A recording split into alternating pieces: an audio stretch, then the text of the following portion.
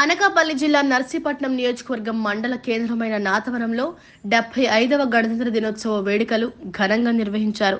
తహసీల్దార్ కార్యాలయంలో తహసీల్దార్ SSV Naidu, police స్టేషన్లో SA Ramarao, MPDO కార్యాలయంలో ఎంపీడీఓ ఈ గణతంత్ర దినోత్సవం పురస్కరించుకొని జెండాను ఎగురవేశారు.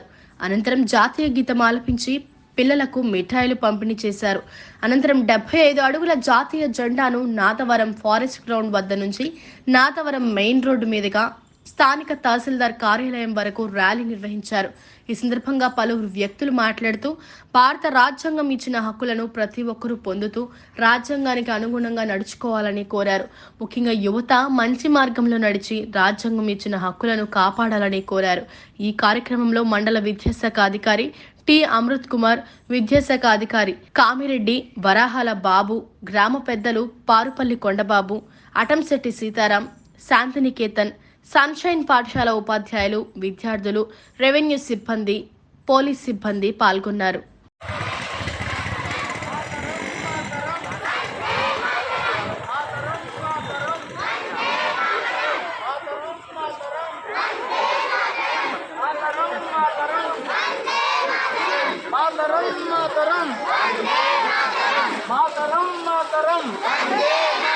భారత మాత బిడ్డలం, భారత మాత బిడ్డలం, భారత మాత బిడ్డలం.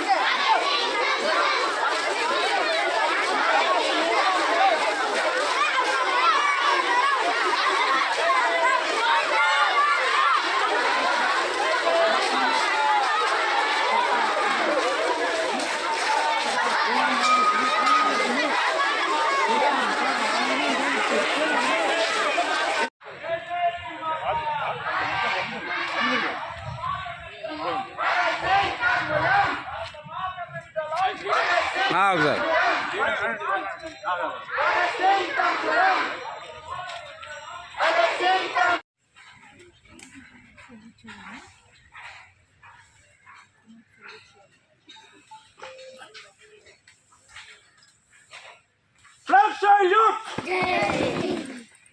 Alert! Flag salute! Alert!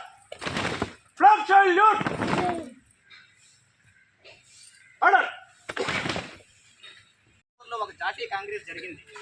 జాతీయ కాంగ్రెస్ జరిగినప్పుడు మనకి ఒక జెండా ఉండాలంటే ఇప్పుడు మన ప్రతి పార్టీకి ఒక జెండా ఉన్నట్టే మన భారతదేశానికి ప్రత్యేకంగా ఒక జెండా ఉండాలి అని అప్పుడు మనకి ఏదైతే మనం ఎగరవేస్తున్నామో ఈ మధ్యలో ఉన్న అశోక ధర్మ చక్రం తీసేసి ఒక నాగలతో చెరగపట్టుకున్న ఒక భారత జాతీయ జెండాని ఆవిష్కరించారు. ఆ ఆవిష్కరించిన తేదీ ఎప్పుడంటే 1930 జనవరి 26వ తేదీన రావి నది ఒడ్డున ఫస్ట్ జాతీయ జెండా ఎగరవేశారు. దానికి ప్రతీకగా మనకు 1949 నవంబర్ 26న భారత రాజ్యాంగం పూర్తయిన తర్వాత 2 నెలల పాటు వెయిట్ చేసి 1950 జనవరి 26న దానికి 1930 జనవరి 26కు ప్రతీకగా మనం రాజ్యాంగాన్ని అమలుపరుచుకుంటున్నాం. అర్థమైందా? 1950 జనవరి 26ని ఎందుకు చేసుకుంటున్నామో అంటే 365 రోజుల పరిధిలో ఏ రోజైనా మనం తీసుకురావచ్చు. 2 నెలల క్రితమే పూర్తయిపోయిన రాజ్యాంగాన్ని 2 నెలలు వెయిట్ చేయాల్సిన అవసరం లేదు. అప్పుడున్న ఒక ప్రత్యేక చాలా ఇంపార్టెంట్. ఆ ఇంపార్టెంట్ తేదీనే మనం ఈరోజు జాతీయ గణతంత్ర దినోత్సవంగా జరుపుకుంటున్నాం. సో ఈ విషయం అయితే మీ పిల్లలందరికీ కంపల్సరీగా తెలియాలి. మిగతా విషయాలు చాలా మంది పెద్దలు నాకంటే అనుభవకులు చాలా మంది చెప్పారు. ఇంకోటి, ఈ గణతంత్ర దినోత్సవ సందర్భంగా అసలు మనకుంటున్న హక్కులు ఏంటి, మనం ఏ పరిధిలో ఉండాలి, ఇందాక ఆల్రెడీ మీ సారాలు చెప్పారు. ప్రతి దానికి ప్రతి వ్యక్తికి వాక్ స్వాతంత్రం ఉంటుంది.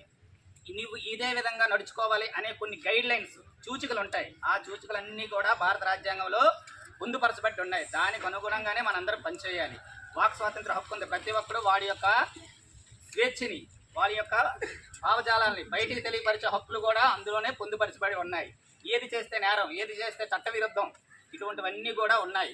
సో ఇవన్నిటిని పురస్కరించుకొని భారత రాజ్యాంగాన్ని ఆ రోజు నుంచి మనం ఆమోదయోగ్యం చేసి ఆ రోజు నుంచి అమలు పరిచి ఇప్పటి వరకు ఎస్ఐ గారు చెప్పారు. మనకి గణతంత్ర దినోత్సవం ఎందుకు జరుపుకుంటాము, జనవరి 26ని ఎందుకు జరుపుకోవాలనే ఉద్దేశంతో చాలా వివరంగా చెప్పారు. అయితే మనకి స్వాతంత్రం వచ్చిన తర్వాత అంతవరకు మనకు పరిపాలించింది బ్రిటిష్ రాజ్యం. వాళ్ళ యాక్ట్ ప్రకారం అంతవరకు ఉండేది ఏంటంటే కాన్స్టిట్యూన్సీ ఆఫ్ యాక్ట్ 1935 యాక్ట్ ప్రకారం మనం అంతవరకు నడుచుకునే వాళ్ళని. అయితే మనకి భారత స్వాతంత్రం వచ్చిన తర్వాత మన పరిపాలన మనం చేయాలనే ఉద్దేశంతో అదే ఆగస్టు 1947లో బిఆర్ అంబేద్కర్ వారి ఆధ్వర్యంలో వారి అధ్యక్షన ఒక కమిటీ ఫామ్ చేసి మన రాజ్యాంగాన్ని రూపొందించమని చెప్పి మనకి ఏర్పాటు చేయడం జరిగింది. ఒక కమిటీ. ఆ కమిటీ 2 సంవత్సరాల 11 నెలల 17 రోజులు కష్టపడి రాజ్యాంగాన్ని ఇతర రాష్ట్రాలతోని అప్పటి వరకు ఉన్న రాజ్యాంగాన్ని అన్నీ కూడా పరిపూర్ణమైన రాజ్యాంగాన్ని నవంబర్ 25, 1949ని మన భారతదేశానికి అప్పచెప్పడం జరిగింది. దాన్ని ఒక 2 నెలలు మళ్ళీ పునఃపరిశీలించి సవరణలు చేసి 26